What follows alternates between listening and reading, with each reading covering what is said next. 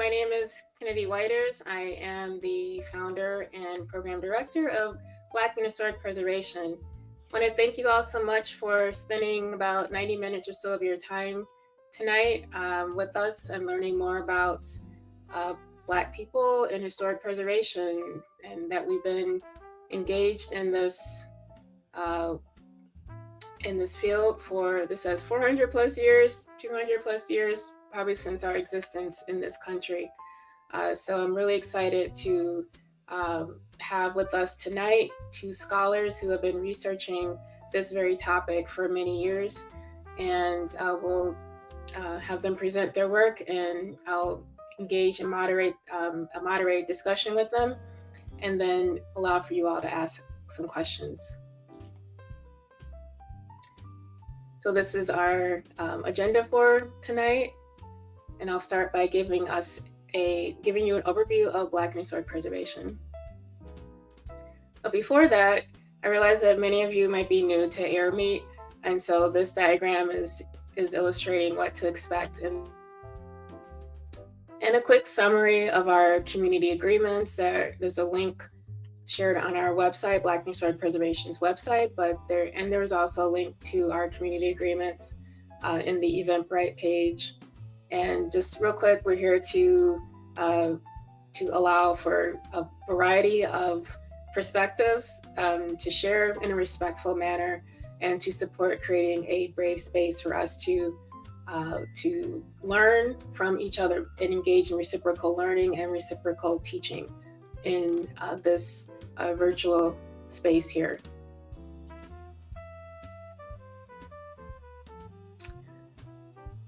And some learning objectives. The first two are about defining historic preservation, and also for you to be able to gain confidence in the ability to share with others Black people's early contributions to historic preservation in the field.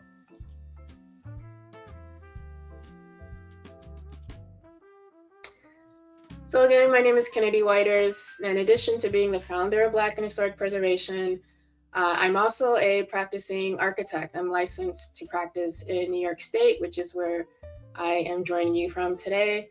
And I also earned my license originally in Washington State, where I lived and worked for a little over 8 years. And so the photo at the very top is me working as the project architect on an exterior preservation project in the Washington State Capitol, at the State Capitol buildings. And I am on the State Capitol building, the main building itself, called the Legislative Building, doing some punch listing of some details that I had designed and that a contractor had built out from those details. And some other works, I've worked on projects across the country, and my education and experience combined is about 20 plus years. And so I lead Black and Historic Preservation with my lived experience in historic preservation. So on January 27, 2021, I co-launched Black and Historic Preservation with another Black woman who's a historic preservation architect. And we launched it with this logo that I designed that represents the variety of different tools and resources that Black people might use in historic preservation. And the logo preceded the launch of the main tool that we were offering, which is this database that I designed of Black that talks about and presents the different ways that Black people engage in the four main categories, or as a professional, as a tradesperson, as a student, and as a grassroots advocate. And so to date, there are 60 Black people in this directory, and it continues to grow. Since 2021 and launching the Black Preservationist directory, I've remained the sole founder, and I've also grown the different offerings that Black and Historic Preservation provides to the preservation field. So there's a job board, there's this website, there's also an opportunity to donate through our fiscal sponsor, and in other ways of engaging with us, including opportunities for Black members and Black supporters to meet each other during periodic meet and greets, virtual meet and greets. And as you can see, there are people representing different parts of the country who are engaged in preservation and doing really, really incredible, important work. And I've grown the team as well since 2021. And so it's myself, and also we have an editorial board member, Marcus Smith. He's a PhD candidate in history at the University of Massachusetts. And he's also the founder of the Black Grassroots Heritage Preservation Network.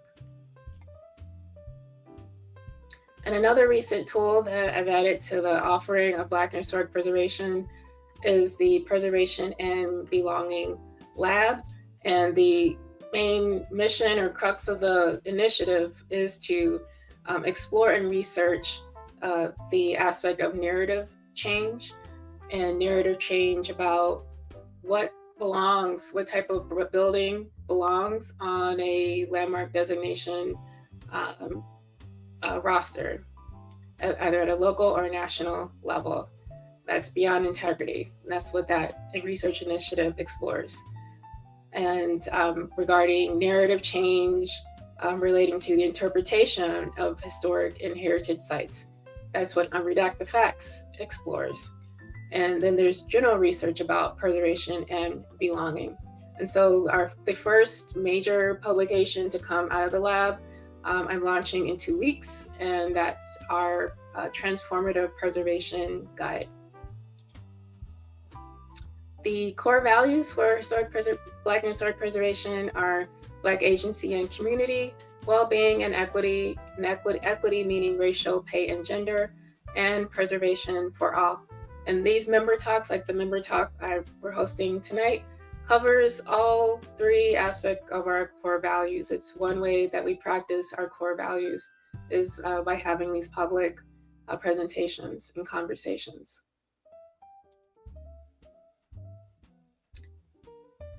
And some of the research and statistics that support and are instrumental in the development of the core values are 4% and 2%. And these are the 2 percentages that you typically hear about when people talk about and present research on Black people in historic preservation or the preservation of sites with known history of Black life and experience in the US.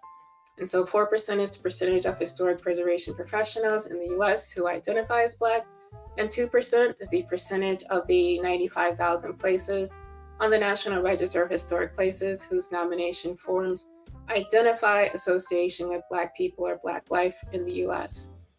And then the other 2 are 15% and 35%. 15% is the racial wealth gap, and that relates to the emphasis on supporting and practicing pay equity. And 35% is the percentage that talks about Black people and Indigenous people reporting that they've experienced everyday discrimination. And so this one is in support of the core value of practicing well-being, supporting well-being. And I think it's important to define historic preservation whenever we have public programs such as this. And for Black and historic preservation, we define historic preservation as storytelling about the built environment that tells as full a story as possible. And this definition pulls from the two definitions that are above. So the first one is how the National Park Service, as of 2024, defines historic preservation, that being as a conversation with our past about our future. And Black and historic preservation defines the synonym to historic preservation, which is heritage, is also referred to as heritage conservation. And heritage conservation is storytelling about the built environment that emphasizes its embodied cultural value. And so for our definition of historic preservation, we are kind of spelling out that embodied cultural heritage part to be more specific and precise about the mission and goal from our perspective of what historic preservation is, which is to tell as full a story as possible. Which leads us to tonight's topic, and it's one of two inspirations for the theme for this year's education programming, which has been preservation. And so, as you may have read in the Eventbrite page and on our website, my initial inspiration was when I attended a public program that Dr. Brian Whetstone gave at University of Pennsylvania in 2024, about 2 years ago, on his research in which he was framing Black people and other people who were tenant residents and at historic house museums, and framing them as being very instrumental in the development of historic preservation. And their work, it predates the passage of the National Historic Preservation Act of 1966. And so I was new to this framing, and I was so excited to hear it. And I thought, wow, more people need to should learn about this, should learn about this framing of our experience and our history.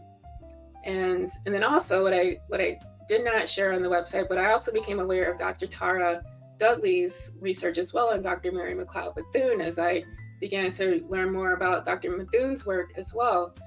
So again, excited they're here today to talk about the research, because it's important as a part of the agency component. The mission of Black historic preservation is to make sure that we are centering the voices and the scholars who are researching this work and presenting their work and supporting their agency in storytelling and interpreting history.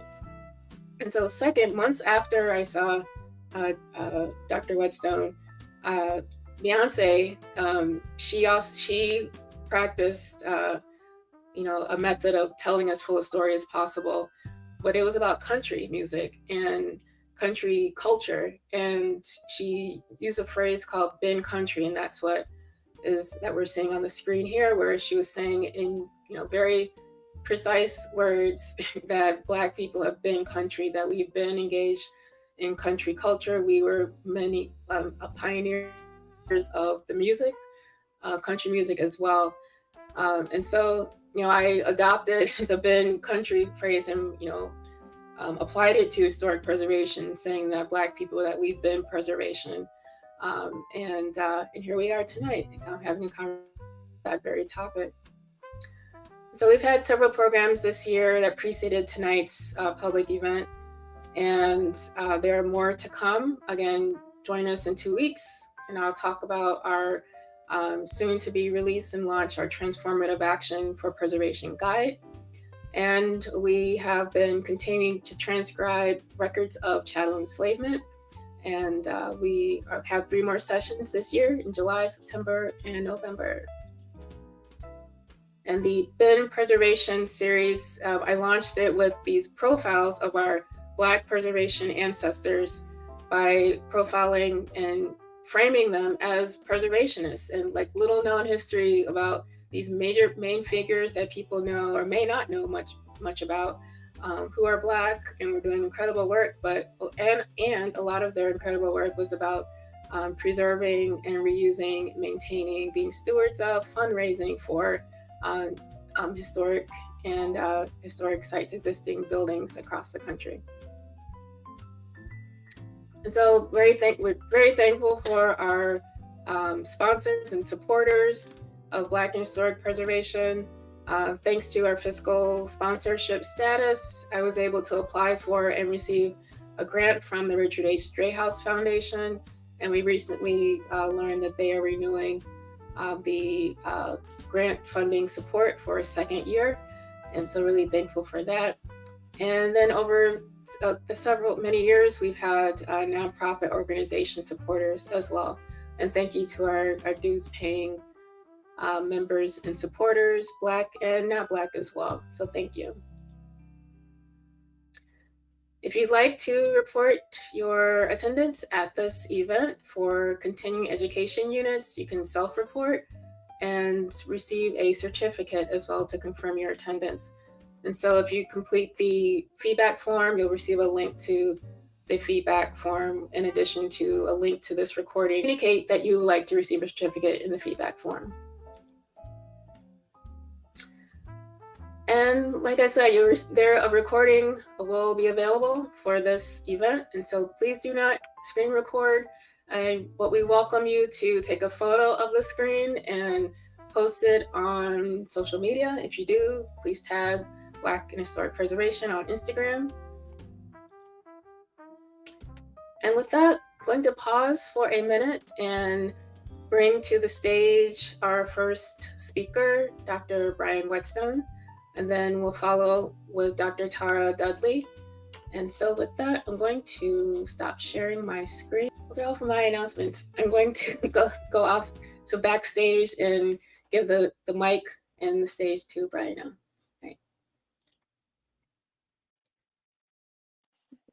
Great. Thanks so much, Kennedy. And super excited to be here and to share this aspect of my research. And like Kennedy mentioned, it was so great that we were able to connect several years ago at this lecture that I had been giving at the University of Pennsylvania, which happens to be where I'm located now as an assistant professor. So it's strange how things have kind of worked out in that way. So I'm going to go ahead and start sharing my screen. And of course, like all good historians, I have a bunch of alliteration in my title. So I'm super excited for the rest of the conversation this evening and to hear Tara's research as well. Right.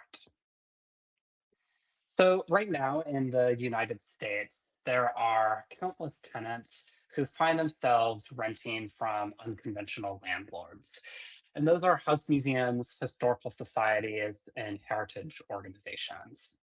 Apartments situated in former servants' quarters, caretakers' residences housed in the back rooms of these museums, and small apartments whose rents, like the one billed here as a so-called dream home at Strawberry Bank Museum, provide valuable income to historical organizations, which attests to the ways that renting and the provision of housing is a practice that touches much of the fields of both public history and historic preservation. The practice is especially pronounced at house museums, where data collected since the 1990s suggests that renting or exchanging labor for housing have become quite commonplace. But despite this ubiquity, the practice of renting remains somewhat invisible for those who visit these sites and noticeably absent from public-facing conversations about historic site management and financing solutions. But this was not always the case. By the early 20th century, historic house museums emerged as some of the first public history institutions which gravitated around the provision of housing as this experimental financing, labor, and site management strategy. And rather than hidden from public view, it was tenants who were the frontline workers most visitors encountered as interpreters and tour guides at these sites. And when I say frontline worker, and I'll use that phrase throughout this talk, I mean the workers that actually interfaced most directly with the public, in addition to handling a substantial amount of curatorial labor to steward and interpret museum collections. And historic sites openly advertised this reality in the 20th century. So on the left-hand side here, I have this little booklet from Fisk Kimball's papers about the restoration of colonial Williamsburg in the 1930s. This is like the 1930s version of an FAQ page. And so in this book, they talk about instructing the visitors on the fact that they are going to be seeing tenants wherever they go, and they're going to be seeing homes that are rented as part of Colonial Williamsburg's restoration efforts. If you flash forward 50 years since the 1980s, this was still the case at the Gibson House, which is a house museum in Boston's Back Bay, where tenant guides there were instructed quite explicitly that they should let visitors know that they were the ones currently living in the house. So, more often than not, visitors to historic sites in the 20th century encountered tenants as the front line and curatorial staff that they would interface with on tours. But today I'd like to focus really on how this practice began, which requires us to go back to the latter decades of the 19th century, at the end of the Civil War, when many house museums first made their initial transition from a private home to a public historic site. House museums were some of the first institutions, like I mentioned, to incorporate tenant labor into their administrative and financing practices. At large estates, former forced labor camps, and historic homes both in the southern and northern United States, it was formerly enslaved Black women and free domestic workers, housekeepers, and servants who emerged as the first generation of tenants and frontline workers at these sites. For formerly enslaved Black women, frontline interpretation afforded greater chances to assert their autonomy and material authority over the households in which they had been enslaved by white enslavers, and in many cases required those former white enslavers to acknowledge their dependency upon the material knowledge of these women to make the transformation into a public historical site possible. So I'll talk a little bit about that, but then I also want to kind of bring the story up to the present too, where changes in site administration beginning in this interwar period in the United States really started to prize this idea of racial and social respectability above kind of material authenticity and authority in the frontline workers that visitors encountered. And so, as a result, a lot of the working class or formerly enslaved Black and white women who had worked at these sites and had lived there as tenants were displaced from the work of preservation and interpretation. But the labor conditions that these women worked under did not disappear so easily. And so I want to focus a little bit on the kind of fraught tensions of that transition. Ultimately, domestic work that had been defined both under the system of slavery in the United States and post-war emancipation continued to define the working conditions of the public history workplace and curatorial labor well into the 20th century. In other words, the DNA of public history was really tied to domestic service and systems of labor, both free and unfree, that defined working households for much of the 19th century. So, by shifting attention away from the administrators and founders of historic house museums that have really played a kind of outsized role in how we understand these sites, I try here to trace an alternate origin story for public history and historic preservation. So when we look really closely at the material, spatial, and labor conditions shaping the work of public history in these early decades, we in fact see a lot more continuity, perhaps, than radical change, as we've maybe been, as has maybe been suggested by previous generations of scholarship. So even as houses transitioned into museums, a lot of their material needs really remained the same. Carpet still needed cleaned, furniture needed dusted and arranged, windows washed, and so on. When coupled with the existing spatial infrastructure of servants' quarters or slave quarters, formerly enslaved Black women and men emerged as the natural agents in this transition, as they were already quite familiar with the idiosyncratic needs of these houses. So the rise of heritage tourism in the southern United States after the Civil War is really fueled by this kind of lost cause mythology and Confederate nostalgia, meaning that many formerly enslaved Black women working as domestic servants kind of got caught up in this lost cause fervor and obtained new roles as frontline interpreters as Northern and Southern tourists alike flocked to former forced labor camps, now reimagined as these very romanticized plantations. And I'm throwing plantations off in quotes, right? Um, upon rebuilding his home at Magnolia Gardens, which had been destroyed during the Civil War, white enslaver John Grimke Drayton tapped into this nostalgic impulse when he opened his gardens to the public. And he built this as a kind of heritage historic site. The gardens had been around for many, many years. Beginning in 1870, tourists could board a steamship from Charleston and travel up the Ashley River, where they would tour Drayton's historic gardens. And this was one of many historic sites on the Ashley River of former forced labor camps that positioned themselves as these new heritage sites connected to the mythic idea of the Old South and romanticized notions of the Southern landscape. And this was one avenue for a lot of former white enslavers, especially as much of the landscape along the Ashley River transformed as many property owners sold or leased their estates to phosphate mining companies.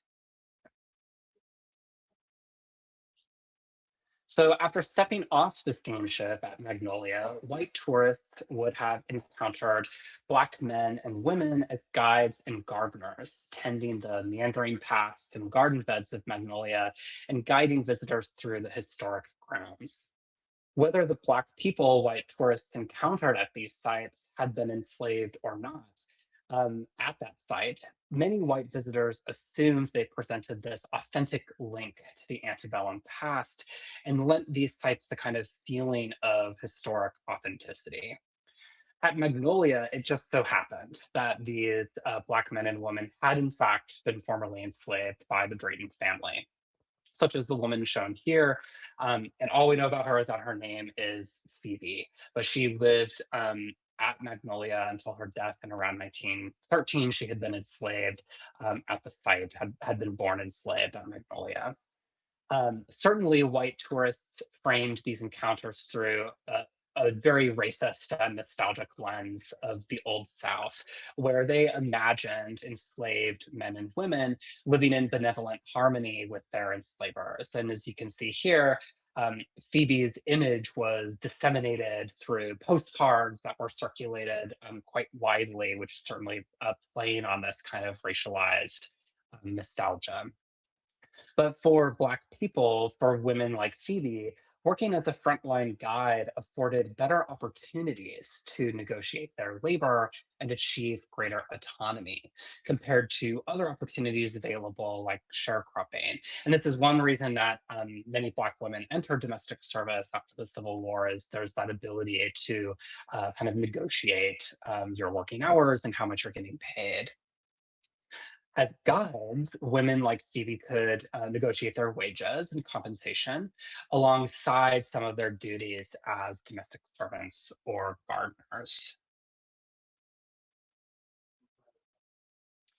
In staying on as frontline workers following the Civil War, formerly enslaved Black men and women likewise underscored their intellectual and curatorial value to the heritage and tourist enterprise in the southern United States.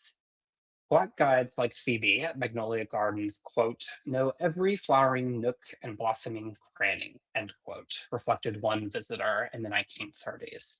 And without this material knowledge, white visitors and administrators literally would have been lost. When Northern children's book author Frances Duncan visited Magnolia Gardens in 1907, for example, she got lost walking around the site as she went away from her tour group, which she wasn't supposed to be doing. And she was only able to rejoin that group after a Black guide returned her to the group. And she writes about this, that she's like lost, and this guide finally helps her figure out where she is. Up and down the Ashley River at sites like Magnolia, it was Black frontline staff that guided and interacted with visitors. Through their material knowledge of the antebellum household, many formerly enslaved women also directly contributed to the preservation of heritage and historic sites, including Sarah Johnson at Mount Vernon, the historic home of George Washington, and the first house museum in the United States. And here for this, I'm really leaning on the work of Scott Casper, who has done a lot of research on Johnson and her family at Mount Vernon.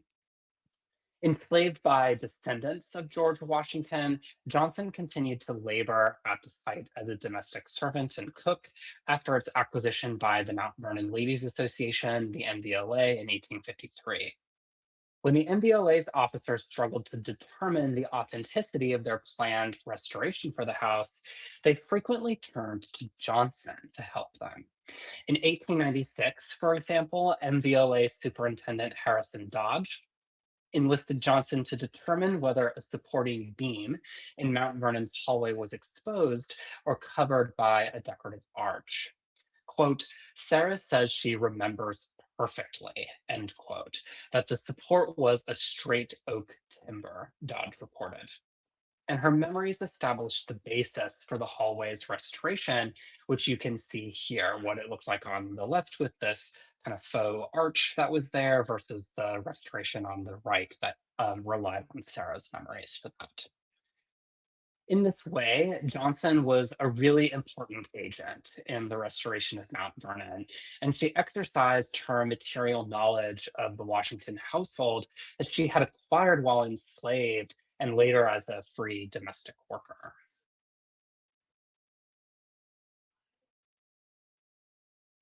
Like Sarah Johnson, Alice Sims and Jane Johnson at Melrose, which was the home of the Davis family in Natchez, Mississippi, were equally integral to this site's restoration. Sims and Johnson had been enslaved by the white Davis family at Melrose and continued to live at the house and serve as caretakers there after the Civil War. Um, and they lived in a servant's barn on site during that period.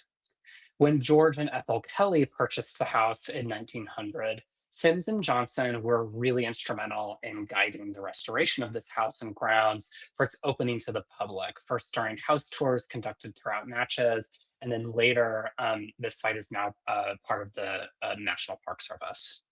So the tours were inaugurated by women in the Natchez Garden Club in 1932, again, kind of really peddling this very nostalgic, sort of racist image of the Old South. But Sims and Johnson were super instrumental in it in the restoration of this site and its interpretation during tours. When Ethel Kelly buys the house, she walks around the grounds with Sims and Johnson, who recount to her their memories of how the home's gardens had been laid out before the Civil War. And then Ethel Kelly then used that to restore the estate's paths, roads, and gardens. In the North, white and Black domestic workers were similarly integral to the preservation and interpretation of historic sites. And here I'm going to lean on research by Erica Slocum, who wasn't able to join us tonight, as well as some research I've done for sites administered by the Society for the Preservation of New England Antiquities, otherwise known as SPINEA, which is today called Historic New England, so lots of letters and acronyms, alphabet soup. But this was an early preservation organization founded by Bostonian William Sumner Appleton Jr. in 1910. And at these sites, domestic workers often took on new roles as frontline workers, or their labor continued to provide an important foundation to the preservation of these sites. And Appleton actually, throughout the 1910s and 20s, maintained a policy of only trying to rent to tenants who could employ a domestic worker to give tours and clean the houses on behalf of the tenant. So when Appleton acquired the 1664 Jackson House in Portsmouth, New Hampshire, shown here in 1924, he also secured a woman named Isabel Tilley as the house's lifelong tenant and the first and virtually only Black tenant of the organization. Tilly had been enslaved in Virginia, and she made her way north to Portsmouth after attaining her freedom around the age of 12 in the 1850s. Upon arriving in Portsmouth, Tilly worked as a domestic servant, washing laundry for the Jackson family, who continued to live at their house shown here, until turning the house over to Appleton in 1924. Tilly, her husband Jacob, and several of their children lived in a nearby dwelling on the property that was a small cottage, which does not survive today. Spinia actually tore it down in the 1960s, and there are no known photographs of it either.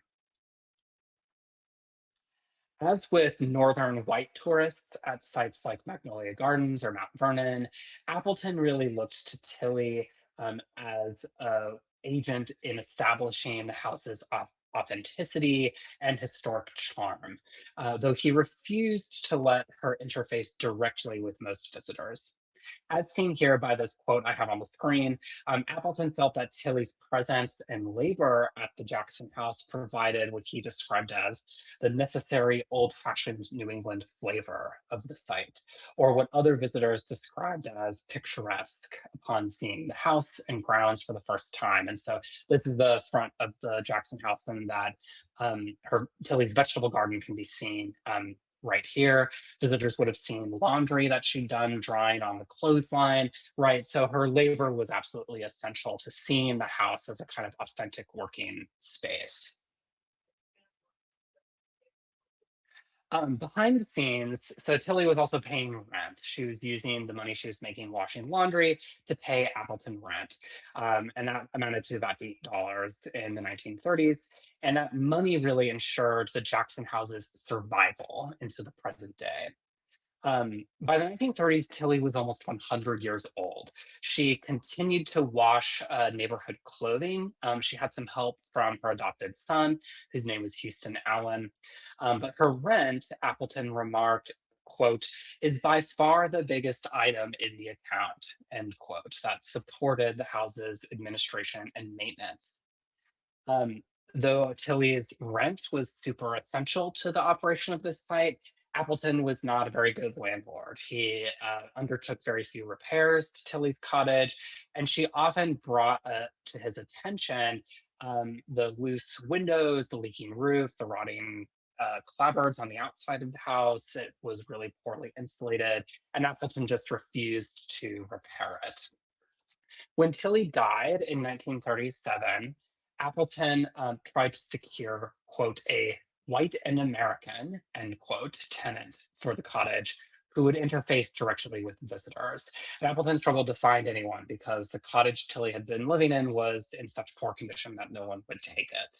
And it was ultimately Tilly's adopted son, Houston Allen, who continued to live there until Spinia evicted him in 1965 and tore down the cottage. And I show this picture of the inside of the Jackson House, which shows some of the repairs that Tilly's rent funded. So there had been a plaster ceiling in this room that Appleton removed. He installed casement windows to mimic what had been there in the 17th century.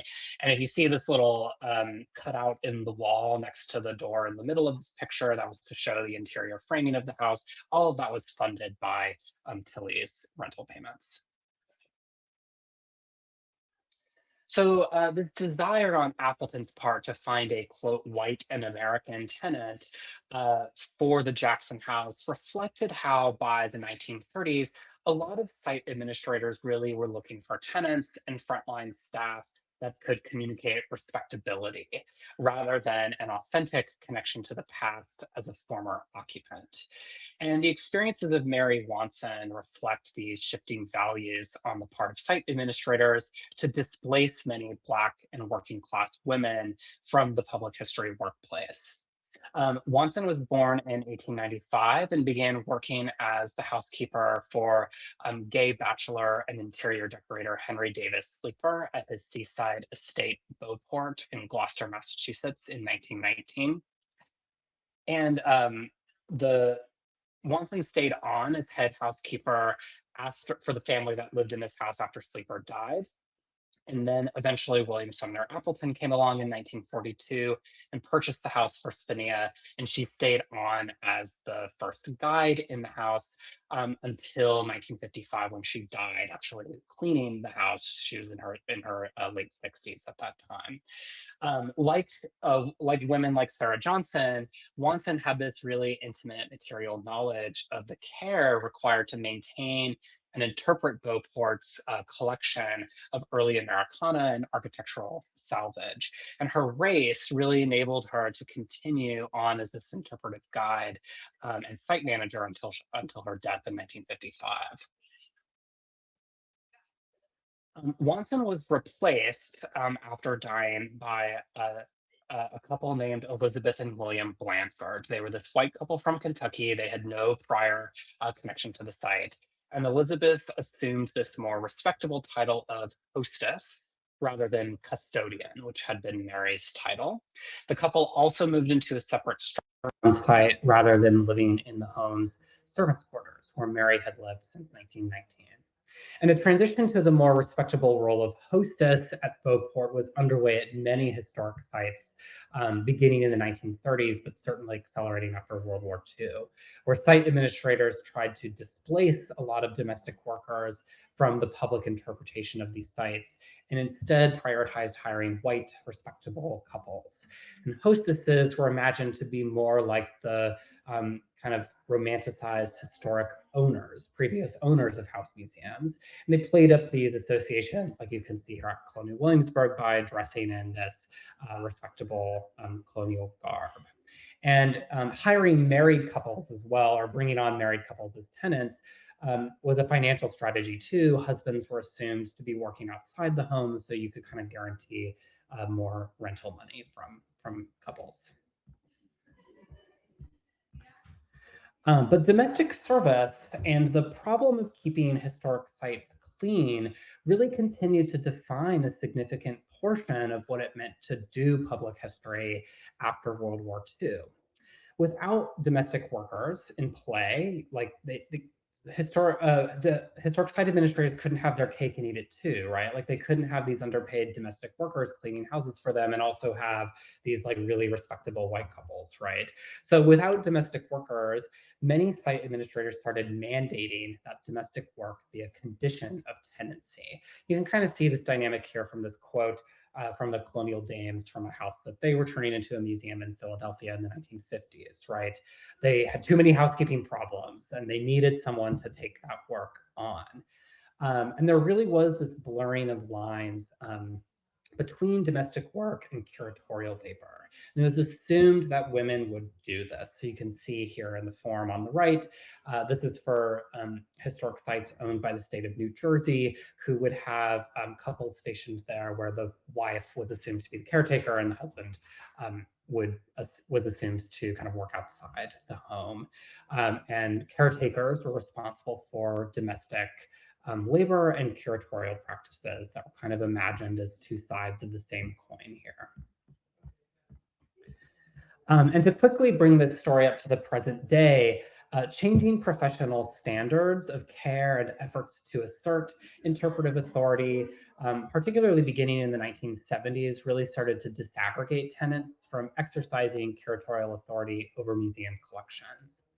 And the professionalization of public history in this period really emphasized hiring staff with professional degrees in material culture, museum studies, and historic preservation, professional backgrounds that many tenants really did not have. And perhaps no institution better illustrates this transition from domestic workers and tenants to paid curatorial staff than Henry Francis DuPont's formal opening of his Winter estate as a public museum in 1951. At that time, several of DuPont's maids, housekeepers, butlers, and chauffeurs continued working at the estate, both cleaning and arranging the museum's period rooms. Beginning in the 1960s and accelerating through the 1970s, curatorial staff with academic and professional backgrounds in the decorative arts supplanted many of these domestic workers.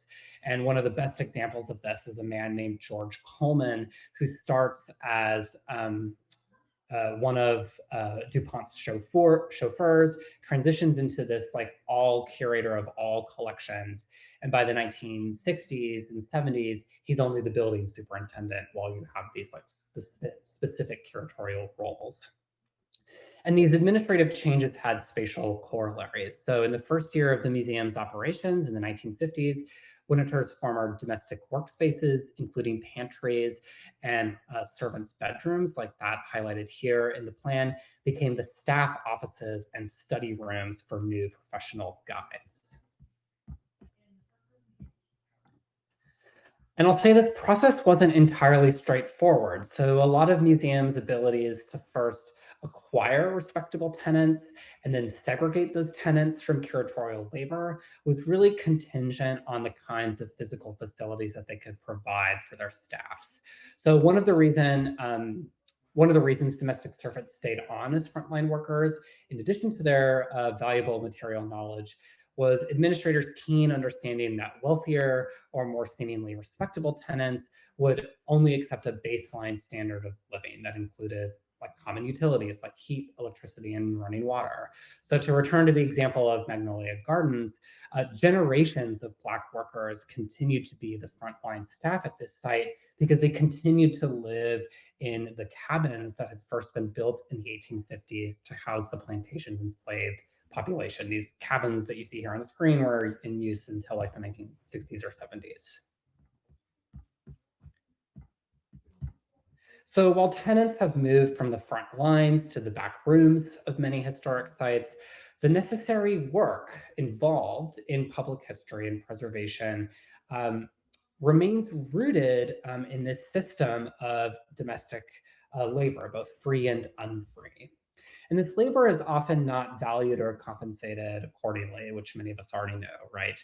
And as public historians continue to inaugurate conversations and collective action about their labor conditions, it's worth remembering that the varied workplaces for public historians are rooted in these systems of free and unfree labor that emerged before and after the Civil War.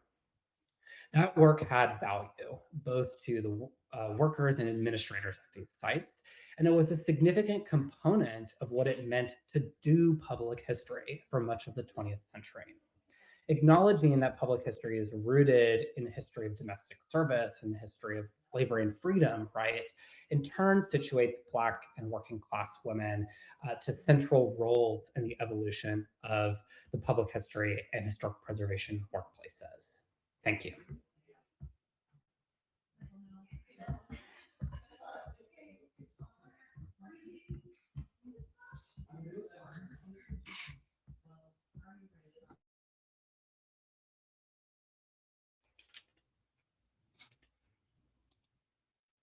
Thank you, Brian. Thank you so much. Okay, so we'll now transition to Tara. Hi, Tara. Hello. Thanks everyone for joining. I'll go ahead and share my screen. Make sure I'm doing the right thing. All right, here's hoping that you guys can see that. It's working fine. I'm really excited to be part of this conversation today, particularly once I'm done talking, and we'll be able to have some discussion and share in some of these ideas. I've been watching Kennedy's work with Black and Historic Preservation from afar, and so it's really a delight to be part of today's panel. And I've just learned an amazing amount of information from Dr. Whetstone, and so it's really wonderful to be able to sort of bring that into conversation and relation with some of my scholarship, particularly as they relate to the work of Black women as preservationists, sort of non-traditional, non-academic preservationists as we move further into the 20th century and really up to the present day with preservationists such as myself. My entree into academia and into this field was through historic preservation work in Historic House Museum. We can talk about that and share about that a little bit later. But particularly for me, this conversation is important because as preservationists, historians, and cultural stewards, we are not simply protecting buildings or landscapes. We're making decisions about whose stories matter, how they're told, and what is carried forth into the future. So my work as an architectural and cultural historian has consistently required navigating this terrain, particularly in documenting underrepresented communities, interpreting historic places, and advocating for preservation in public contexts. And really, these experiences have made one thing very clear, and that is preservation is never neutral. It shapes public memory and identity and reflects power, values, and priorities. And so for me, what preservation is really doing, I've talked about this increasingly in my methods and in my pedagogy, particularly with my students, is that preservation selects history. It elevates certain narratives while silencing others. And then therefore it's producing an official memory, right? And so for me, it's important as a preservationist, especially as a Black woman preservationist, to expand preservation as a discipline, as a tool, by including institutions, landscape, and memory of various communities, incorporating intangible heritage, and talking about preservation and the doing of it, right? So preservation as practice, not just as standards or designation. And so part of that is we have to frame the problem. And I think many preservationists and scholars, community advocates have done this by realizing that preservation often focuses on buildings and monuments. And so, what about communities and other stories, undertold stories, and individuals who are then excluded from designation, from recognition? And so, really considering and reflecting on a lot of this history and what preservation is and isn't, and could be, is thinking about the contributions of Black women and how they have preserved history without institutional support, without the academy. And as Brian has so wonderfully shown, have been doing this for generations before preservation as a field was even a thing, especially thinking beyond buildings, including labor, memory, community, and again, this practice of preservation. And so when we talk about preserving history, we're often thinking about buildings and archives and official records. But long before institutions, our architectural and historical canons have recognized the value of Black history, Black women were already doing this work. They were teaching it, they were living it, and they were preserving it, again, often without recognition. And so today I would like to chronicle some of those contributions, not just of Madam C.J. Walker and Mary McLeod Bethune, but from a broader framework of Black women's club work, and how that ties very specifically to some of my recent scholarship on the contributions of Black women's groups and Black women preservationists here in Austin. And so thinking about some of these club women networks, particularly the National Council of Negro Women or the National Association of Colored Women, whose early preservation activities were really significant before we have some of these formal institutions that came into play, and how they use preservation as a tool for activism. And so one of the most powerful national examples of this work comes from the National Association of Colored Women's Clubs, or the NACWC. In the early 20th century, members of the NACWC took on the responsibility of preserving Cedar Hill, the home of Frederick Douglass. So this was at a time when the site faced financial uncertainty and possible loss. Black women stepped in to preserve it, to save it. So under the leadership of women like Mary B. Talbert, Ida B. Wells Barnett, Maggie Lena Walkers, Nanny Helen Burroughs, and others, the organization launched a national campaign to pay off the mortgage and to secure the home as a historic site dedicated to Black history and achievement, not only dedicated to the legacy, of course, of Frederick Douglass. And so here we're looking at a photographic souvenir, an illustration or a detail of a page from that publication that was published as part of these efforts to preserve Douglass's home.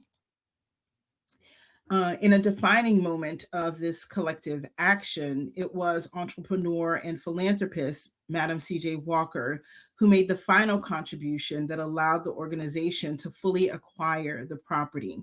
With a donation of $500, which is just under $11,000 today, Madam Walker's was the largest individual contribution to this effort. The NACWC celebrated by inviting Madam Walker to burn the mortgage papers in front of a crowd. And so the organization's drive that was really organized by Mrs. Talbert, and those efforts were overseen by Ms. Talbert, continued to raise money to improve the structural condition of the home.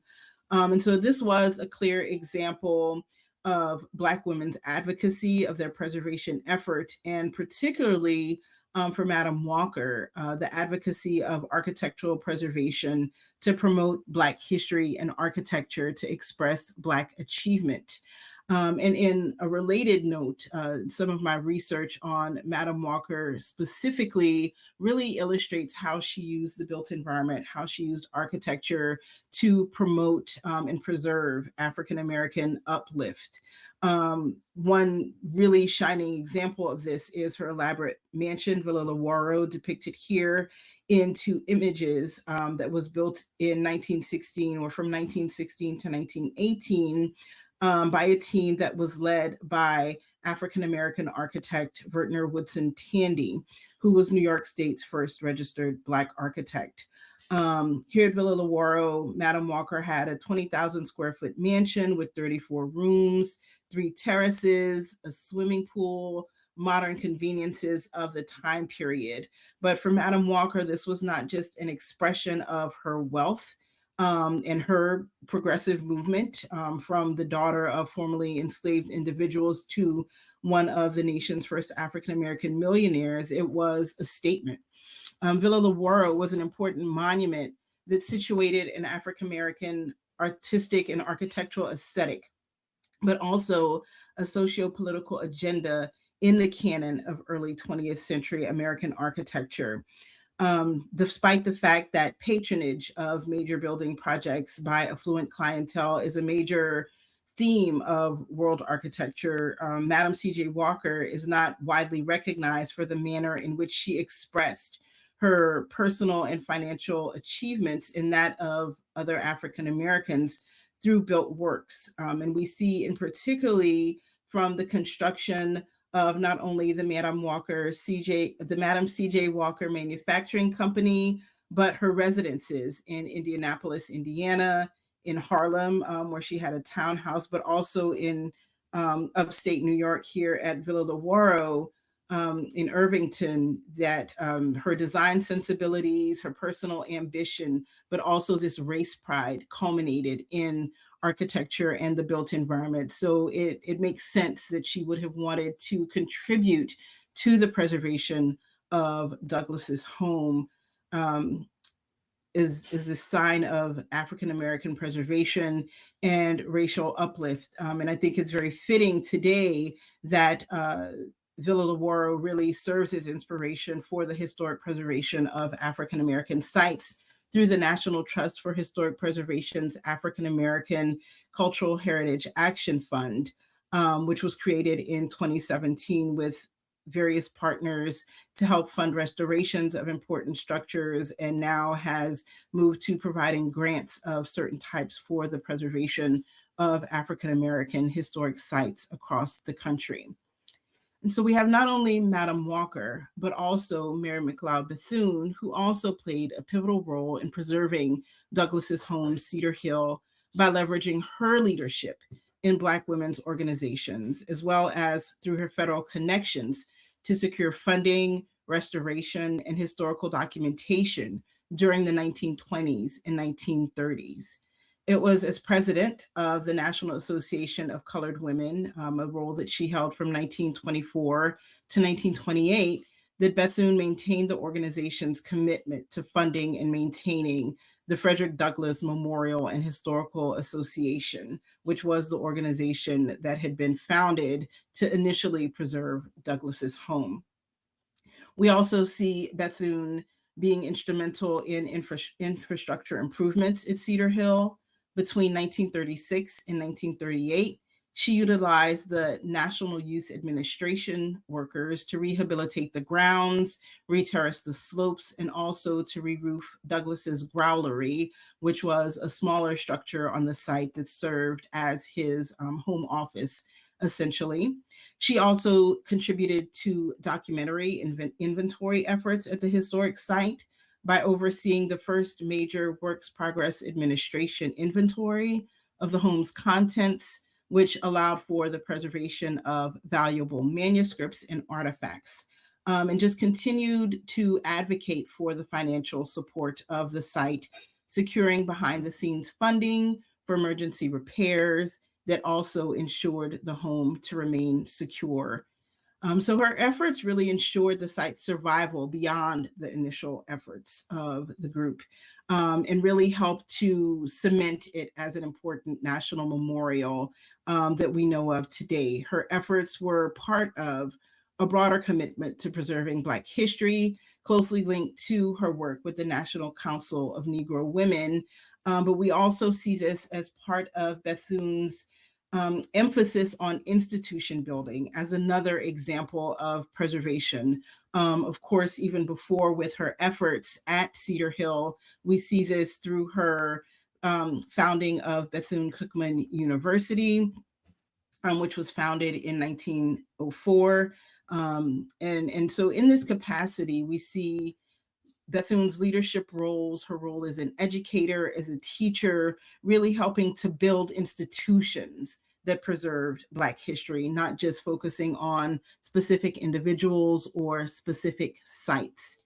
And so really it's this legacy that organizations like the National Council of Negro Women, like the National Association of Colored Women, or its various entities as it changed over time period, become not just about saving a house or a specific building. They're about claiming history. It was about not only ensuring, for example, that the life and legacy of Frederick Douglass would be preserved as a footnote, but as a central narrative in American history. And so we see this momentum, this impetus, that where Black women are demonstrating that they're not going to wait for other institutions to validate their history. They built those institutions themselves, and this advocacy, this agency of collective preservation, of different kinds of archival work, of advocating and commemorating for Black sites, which might not be part of these larger canons of great white man's architecture, also encourage other kinds of preservation, particularly of intangible heritage, foodways, this theme. I think that's really an important through line in today's panel of domestic labor and how that action becomes part of preservation, but also the storytelling and this development of community memory, but also community ritual of historic preservation. And so we see how in other parts of the country, Black women have been doing this, and the same spirit lived in the part of the country where I reside and focus a lot of my research and scholarship here in Austin. And so now I'd like to shift to that and highlight some of these networks and these strategies as they played out in Central Texas and Austin. And so we see Black women who shape the built environment through their labor. For example, we know that Black laundresses in Austin contributed their monies, their funds, and their earnings to construction at Tillotson Institute, which is now Houston Tillotson University, a historically Black university founded in the 1880s here in Austin. They would meet on Saturday after work or on their off day with the president of the school to contribute their earnings for the construction of buildings on the campus. And in that spirit, we have organizations like the Douglas Club, which was founded in 1906 to create a space for Black women to study and serve and lead. Here we're looking at a photograph of some of the founding members of the Douglas Club around that time period. By 1912, the Douglas Club had joined the NACWC, this national network of women who were committed not only to improving their communities, but to documenting them. And again, this work was never just about the past, it was also about the future. And this legacy established in Austin at the turn of the century, continuing into the 19 teens and 1920s, particularly influenced a woman by the name of Ada DePlanck Simon. One Austinite, or Austin transplant in particular, whose life and legacy I have embraced and enjoyed learning about and writing about, particularly because she was from New Iberia, Louisiana, which is part of my family history and legacy. And her family moved to Texas and relocated to Austin when she was a young girl. Simon was what we might call today a public historian, but more importantly, she was a teacher and a preservationist in the broadest sense of the word. She did not begin with formal training or institutional power. In fact, her early life was marked by limited access to education, but what she had was something just as powerful: curiosity, determination, and a deep belief in the importance of Black history. So she educated for herself, she learned from her community, and then she taught others. As an educator, a public health worker, and a community leader, Simon understood that knowledge had to be shared where people already were: schools, churches, and neighborhoods. And it was particularly in the late 1960s and 1970s that her work as a preservationist truly took shape. And this is especially meaningful since, as we know, the National Preservation Act, which was enacted into law in 1966 and established entities such as state historic preservation offices, or our SHPOs, the Advisory Council on Public History, the National Register for Historic Places, at a time when Black history was still largely absent from textbooks and therefore not considered in the preservation legislation that was being established. And so we have Simon and other Black women, especially through her work with the Austin alumni chapter of Delta Sigma Theta sorority, who took action. They didn't wait for permission, and they created their own archives and preservation on their own terms.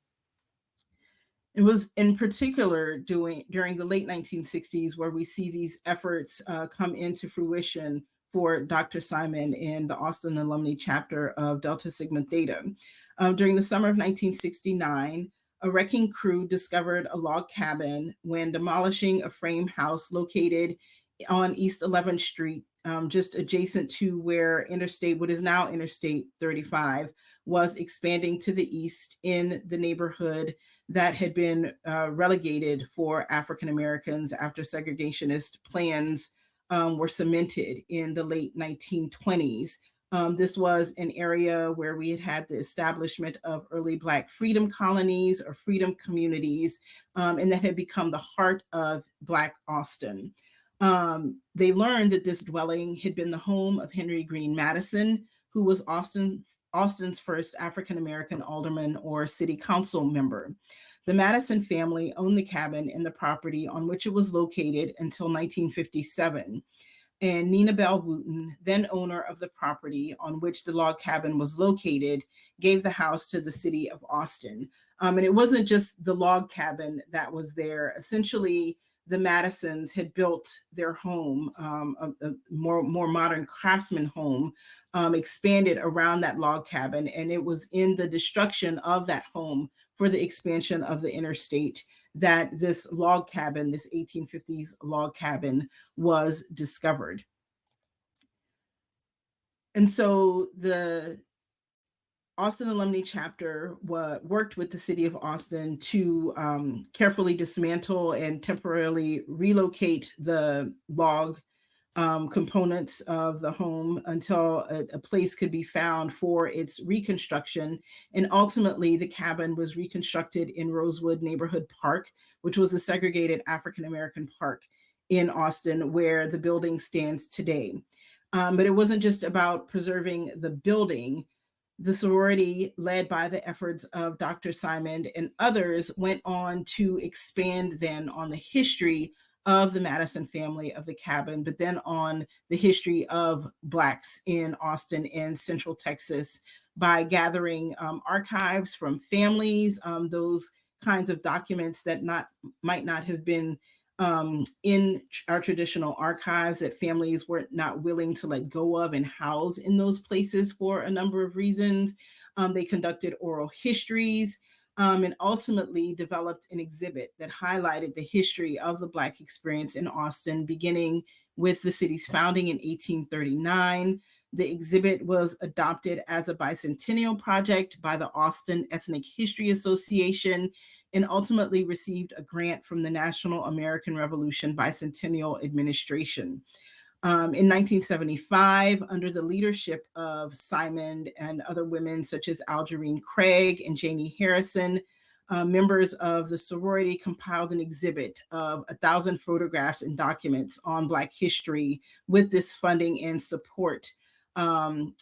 These Austin women and others around the state then contributed their expertise to a touring exhibit about Texas women called A Celebration of History that ultimately became part of exhibit efforts and archives at Texas Women's University. And so what's powerful about this effort is that Dr. Simon, Ms. Craig, and others not only saved the building, they redefined what was worth saving, and instead of focusing on only grand or monumental structures, they preserved a vernacular space, a lived-in space that reflected everyday Black life. And then they filled that space with stories, with these photographs and documents and artifacts. And in the creation of the exhibit that was partly housed in the cabin for a time, they also toured the exhibit at other institutions in Austin, and it went through almost every public school in Austin at the time period. So they made history, Austin's Black history, very visible. And in doing so, they transformed preservation into education and education into empowerment. And Simon didn't stop there. She helped found the W.H. Passon Historical Society, worked to establish archives and museums, and also ensured Black history in Austin would not disappear. One of her most innovative contributions was through accessible storytelling. She created a children's book series called Let's Pretend that brought Black Austin's history to life for young readers. And these stories were rooted in real people and places, and also written in a way that children can see themselves in history. This 6-book series was published from the late 1970s through the early 1980s, was received an award, the Outstanding Publication on a History Subject from the Texas Historical Commission. And Simon's writing career continued with a weekly column called Looking Back that appeared in the Austin American Statesman from 1983 to 1985 that highlighted these historical roots of Austin's African American community. And also the exhibit that Dr. Simon and Delta Sigma Theta sorority's Austin Alumni Chapter was published into a small volume. And we can see here in these images the cover of that volume. Delta Sigma Theta presents the Black Heritage exhibit. And at the bottom right, we see Dr. Simon with publishers, with her publishers from the Let's Pretend series that shared a lot of this Black history that she had gathered and really promoted and preserved in her work. And so with this work, Black women have bridged research and teaching, moving beyond buildings, labor movements, to developing community and helping to preserve and map and share these invisible stories.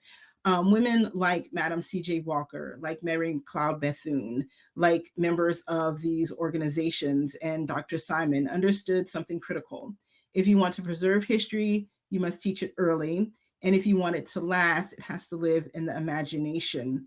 And so the work of these women and numerous Black women reminds us that preservation is not just about the past, it's about shaping how future generations understand themselves. And this is where Black women's leadership and preservation, for me, has been so essential, because this work has never just been about building restoration or about documentation.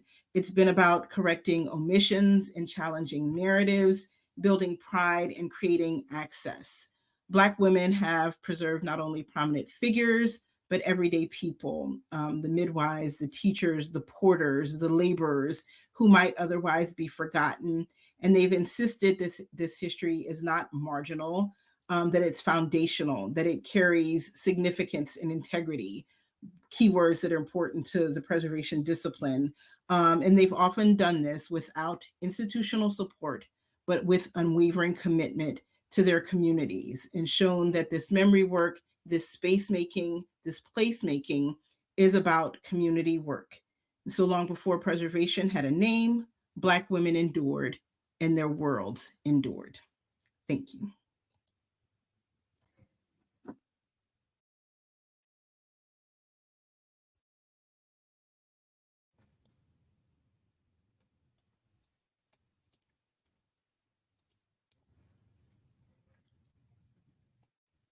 Here I am. Great.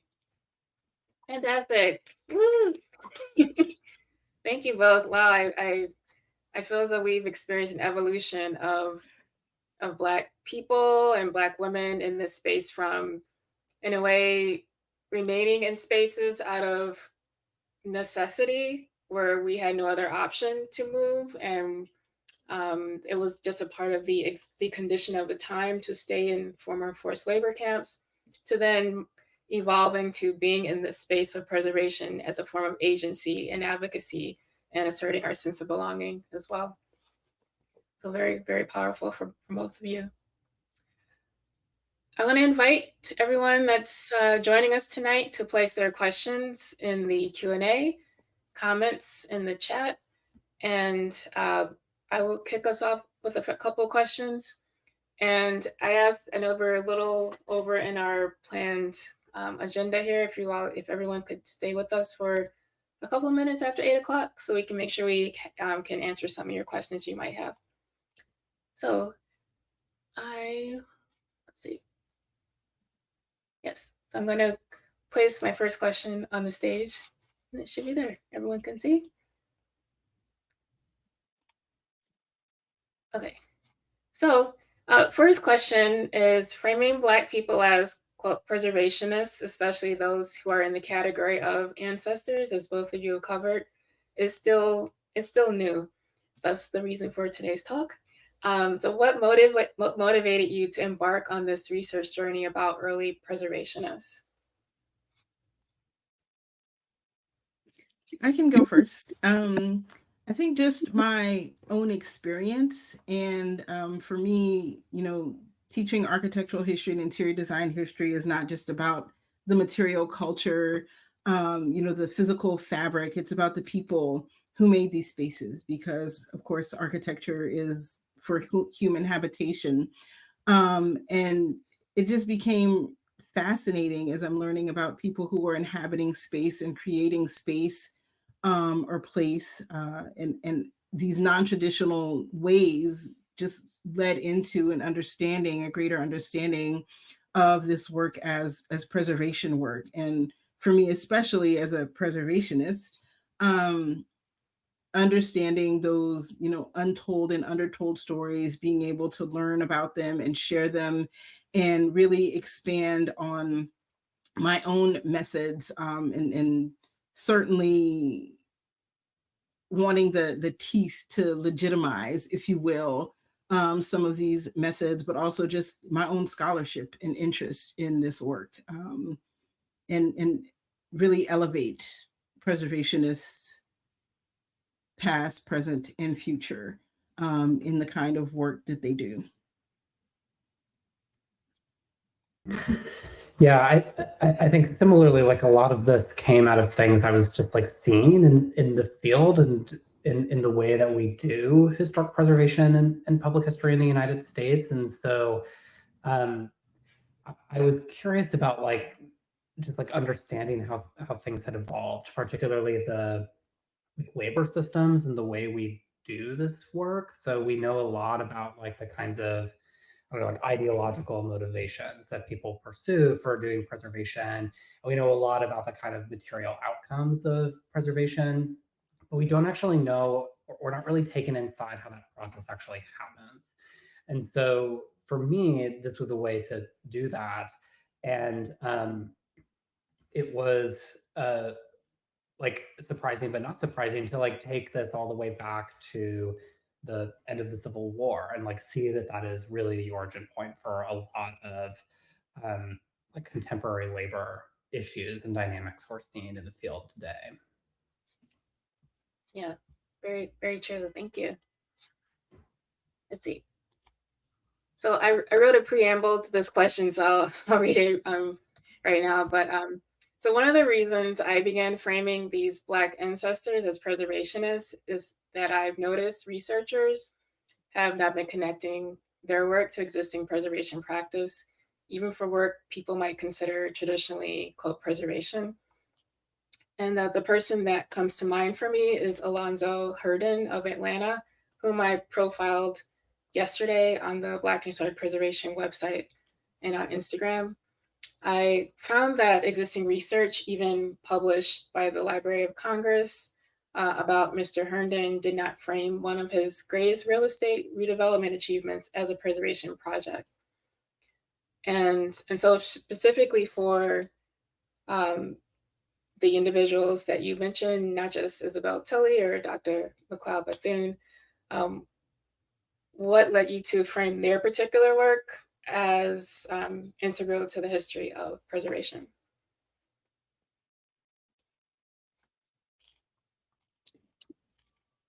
Yeah, I don't know that there was like one spark or moment. I think there were, a number of matches lit that encourage, like this greater spark. And maybe even, in looking at the work, the contributions of Madam C.J. Walker, because the work and my discovery, if you will, of her contributions to the preservation effort at Cedar Hill might have been maybe a spark that had a lot of embers that led to different places and learning more about the NACWC and its iterations about how Black women, particularly during this women's club movement, are really establishing themselves and providing agency for African Americans, and how that specifically related to the present in my work as an educator, as an architectural historian and historic preservationist. So I think maybe that was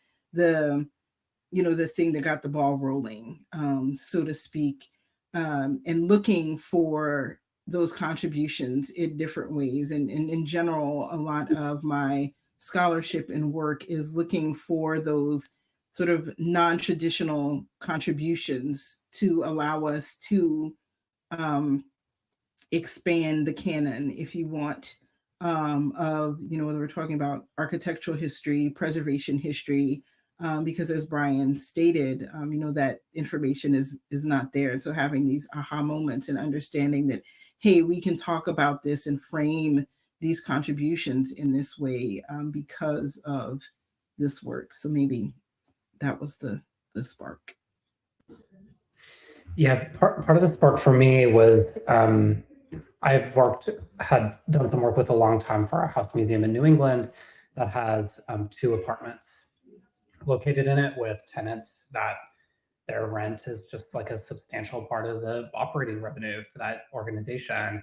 And when I first learned about that, I was like, oh, like that's just like a thing that this museum does. Like, and I just like assumed it was like contained to that one place. But it's like, I don't know, when you buy a red car and you start seeing all the red cars on the highway sort of thing, you start to realize like, oh, there's actually like this is actually happening in a lot of places. And what led me to frame like people like Isabel Tilley like as being like super integral to this was I don't even know if I like necessarily needed to frame it that way. Like the sources and the archives really make it just like an indisputable fact, right? Like I mentioned the quote from Appleton saying like Tilley's rent is the only reason we can like sustain this organization, right? And there's just like countless reams of correspondence between tenants and site administrators. And the one thing that every site keeps are their financial records. And so you can go and you can see how for every line item, how much rent contributes to the overall financial health of an organization. And so the financial piece was one aspect that became just like really hard to ignore, like upwards of 50, 60, 70% of some organizations floating and surviving because of rent. Um, and then the conjoined labor piece became, I think, like a natural like companion to that observation. Very good. Yeah, thank you. Then the last two questions are zooming out a bit, kind of bringing us to present day times and reflecting on us as researchers. So the next question is, given that some people promote conflict between preservation and affordable housing, and oftentimes the population that people are connecting affordable housing to are us as Black people, do you believe it benefits or harms Black people to label those of us in the present and also our Black ancestors as, quote, preservationists? It's a really challenging question, but like one thing that I think it does that is beneficial to all of us is that it expands and kind of like what Tara was saying too in her talk, that like it really gives us this much more, in my mind, like comprehensive and expansive like definition of what it actually means to do preservation. That it's not just this like very narrowly defined way that people engage in the built environment, but it actually is this like much more holistic kind of set of practices that are quite beneficial to the people that undertake them, or they provide some kind of benefit to the people that undertake them. So to me, I see that as the like the primary benefit. Whether these folks always had like a consciousness as like preservationists or a consciousness as public historians is like one thing I often wrestle with too. But if the outcome ends up being the same thing, like I think it's worth like attaching that label to some of the work that they end up doing.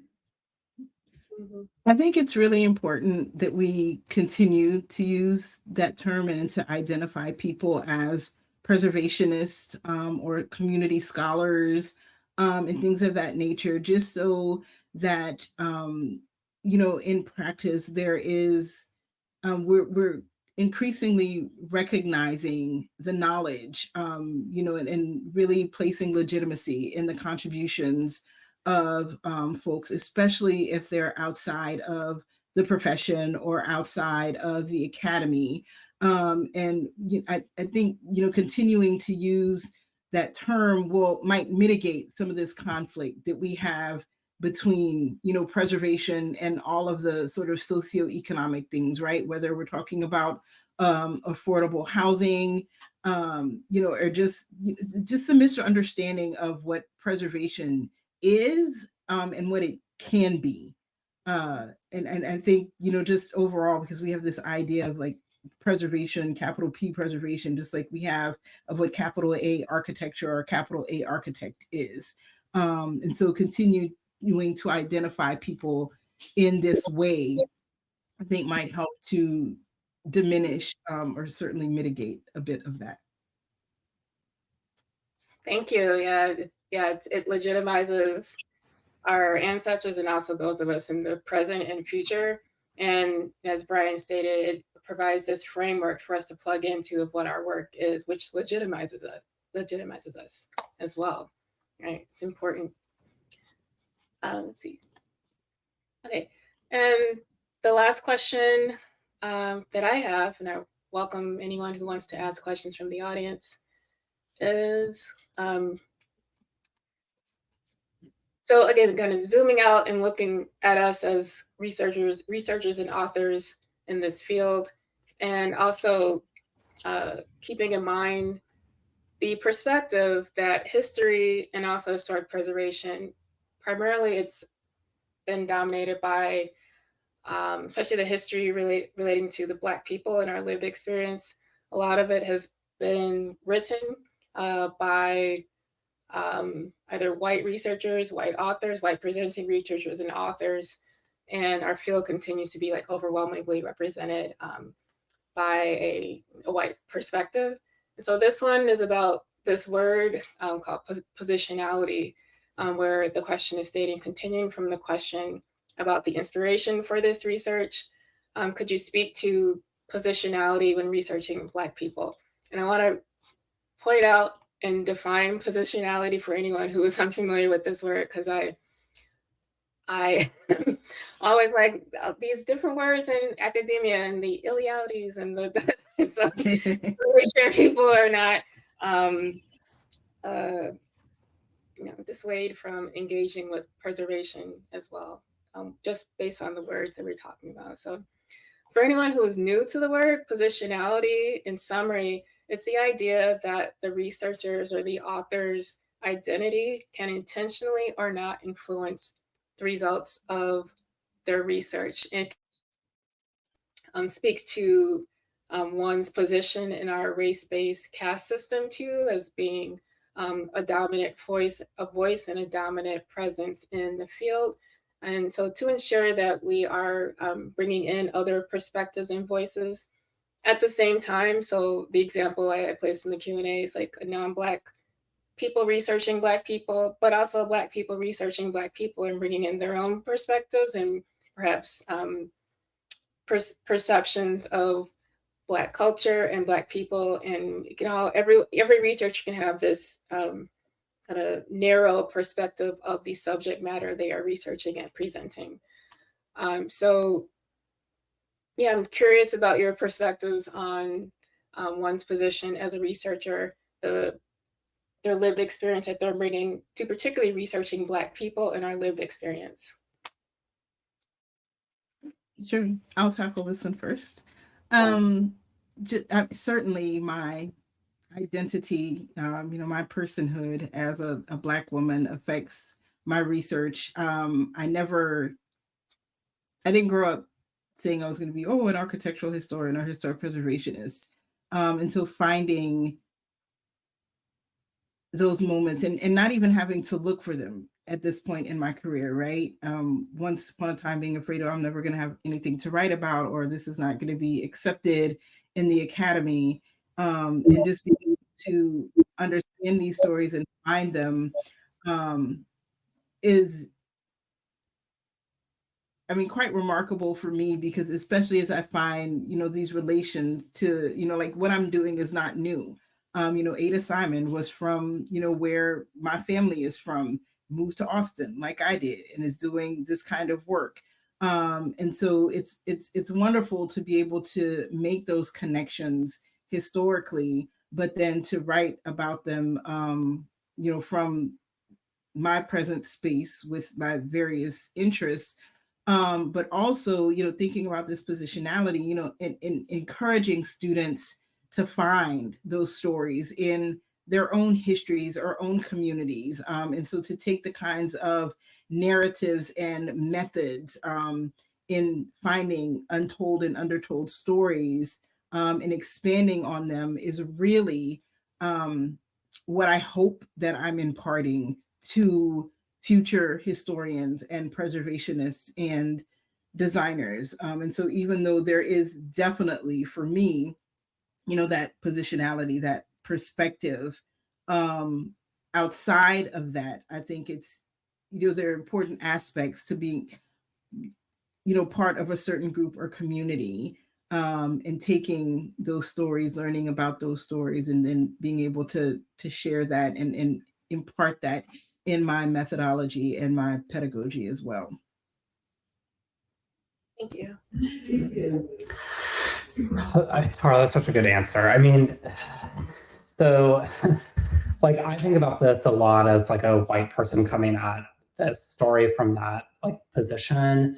And part of what I like think a lot about like in doing some of this work is the degree to which like my interpretation of the like story I'm trying to tell is like really rooted in like other either practitioners or scholars like accepting me as like already knowing like the rules of the game, right? Like the rules of the preservation game as it's currently constructed, which is set up to like benefit like white people with like generational wealth, like and that's just or like people who have like time to volunteer, right? Like that's like a major issue in the field. And so like I'm always like very aware that like whatever I'm saying is only going to be accepted like if it's like if I can demonstrate that I like quote unquote know what I'm talking about, right? Like and that this story is like harder to tell from others who might not share the position I'm coming from. The other thing I think a lot about is like I am a tenant, like I'm a renter, like I'm a person who rents. I don't own my own home, and I don't think that like people accord like tenants and renters enough political power in this country, and so part of this project is like there is like a personal investment where it's like tenants and renters are like they're the only reason we even have like so much of what we have for both public history and historical preservation.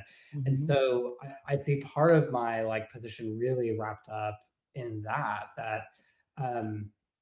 you know, tenants in my mind are like very sympathetic subjects, like because of this kind of like power differential and because it's like a identity that I can relate to.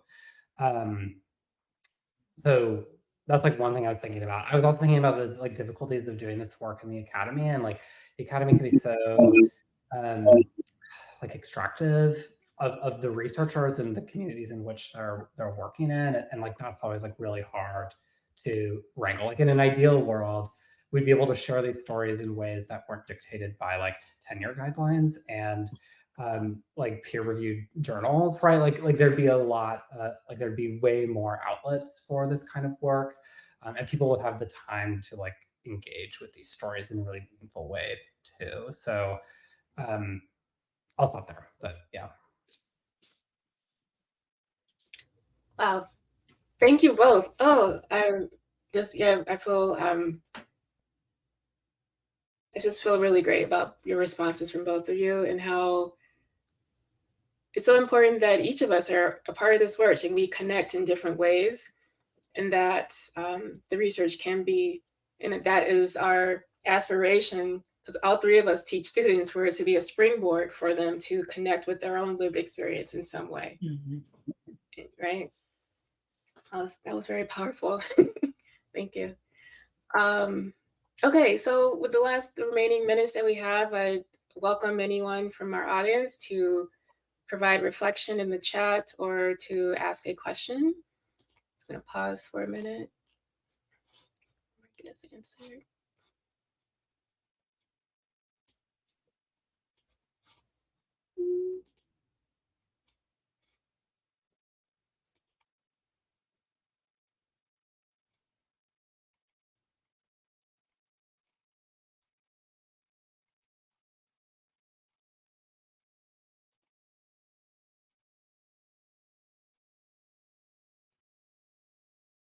Okay, looks like we left everyone speechless. So with that, I want to thank you both so much. Thank you, Dr. Tara Dudley and Dr. Brian Whetstone, for joining us this evening.